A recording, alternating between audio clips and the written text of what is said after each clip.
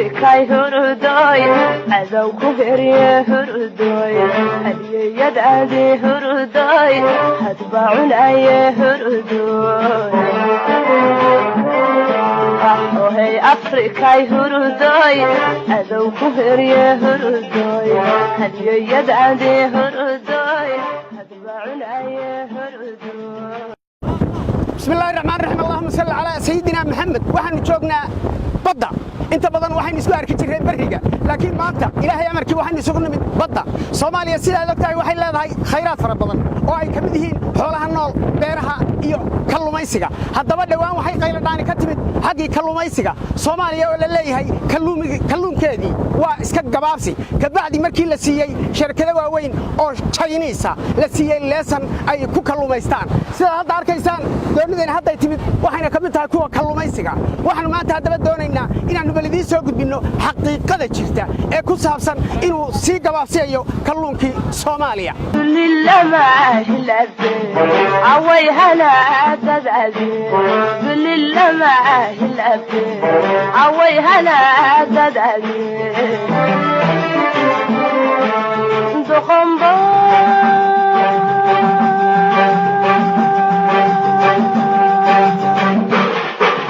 habawsano weligeed halaysane sida xoolihiiba xiranalaguya kalluumaysigii waa iska gabaab hadda maxaan gacanta ku hayaa mid ka mid ah khayraadka ummadda Soomaaliyeed badeeda dhaxeegaaga haddaba dhalinyaradu saaka way ka laheen labada xabay soo heleen halkaan waxaad ka garanaysaa Chinese-kii inuu ever ka dhigay kalluunkeennii oo waa maxay balaag hadda dawladda yaryar baa la siiyay liisankee ma taqaanaa Shiinaha inta tiradiisu tahay waa 1 billion point 3 weeye marka waxa weeye arrintaas ayaan doonaynaa maanta inaan xaqiiqadeeda idin soo gudbino talow waxaanina muxuu ahaa bismillaahir rahmaanir rahiim war waxaan muxuu ahaa baad u maleynaysaan waayahay oo waa kalluune oo afku warqad ku wadaaye waa kalluun warqad wada bismillaahir rahmaanir rahiim talow warqaduna maxay tahay bal hadda aan akhriyo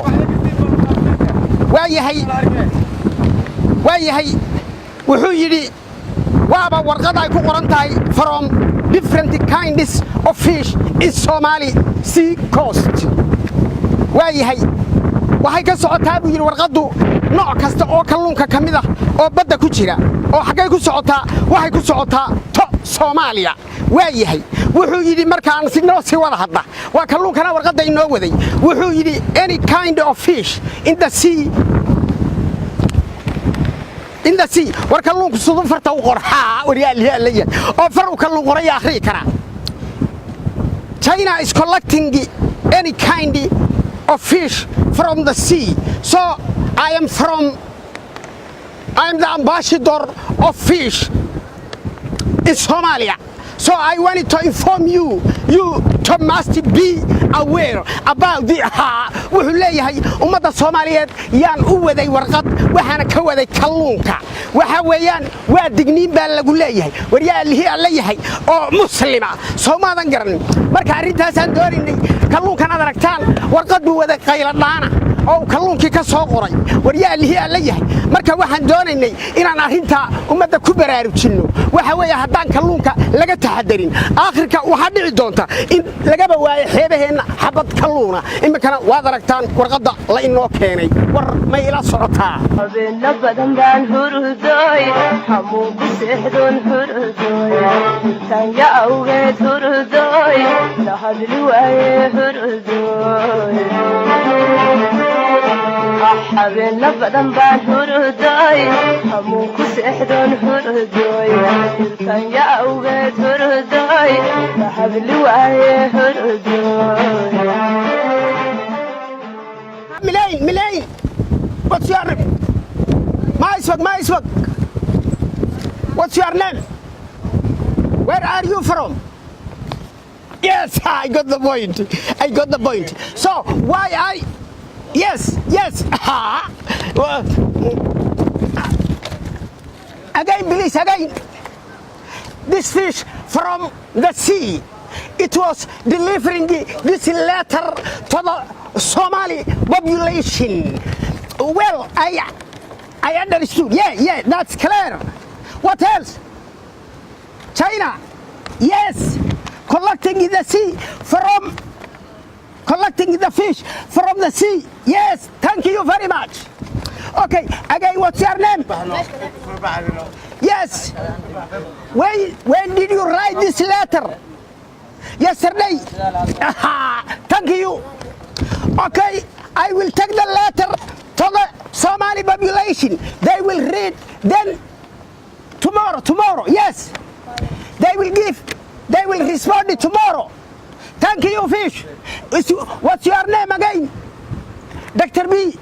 Thank you, Dr. B. And my name is Abwani. waayahay waxa laga yaabaa dadka qaarkiina yiraahdaan abwaaniirana madiyaas baru noqday waa maxay misal luqadii Soomaaliga ayuu ka tagay warda kalluunka Ingiriis ku hadlaya war Soomaalida garanin aniga ma garanaysaa daf hay soo oranine isaga Ingiriis ugu hadlay markaan ma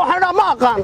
waxaan iska wataana Ingiriiski Maxamed Siyaad Barre Soomaaliga anna waan ku qaadqaaday waad arkaysay wuxuu leeyahay warqad baan ka keenay kalluunkii badda ku jiray war Soomaaliga garadha ka weyno marka ummadda Soomaaliyeed u sheeg buu yiri shiinaha la naga qabta buu yiri kalluunka sidaale war Soomaaliga garan ana yaarif اللغة العربية طلحين Soomaaliga garan iga wareeg www kala wareeg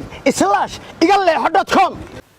الله إلهي isku soo wada duubo dhawaan bay ahayd markii dalka Kenya laga soo celiyay markab siday sonkor markabkaasi wuxuu eersaday qolada la yiraahdo quality control oo waxa laga helay sonkorta maadada la yiraahdo mercury kadibna dib baa loo soo celiyay markuu markabkii damcay inuu iska ambabaxo oo uu halkii uu ka yimid uu fooda saaro ka bacdi maxaa dhacay ilaa wadankeenu waa wadan dayacane ganacsatadii Soomaaliyeed oo iyaga laftoodu jaamacadda IIU ka baxay ayaa la xidhiidhay markabkii sonkortii baana lagu siiyay qiimo aad u yar eegadan aan kula hadlayo ayaa lagu rogayaa markabkii magaalada Mogadishu wuxuuna ka degayaa qaybaha kala duwan ee caasimadda waa magaalada Mogadishu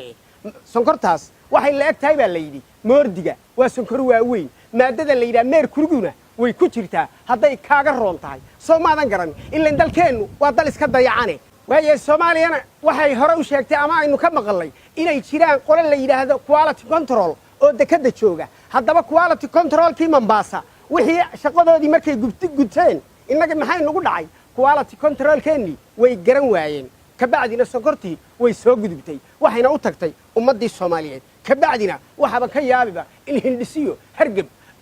laga wada qaadaan ka yaabaya arrintu halkaas ayay batorinaysaa www kala wareeg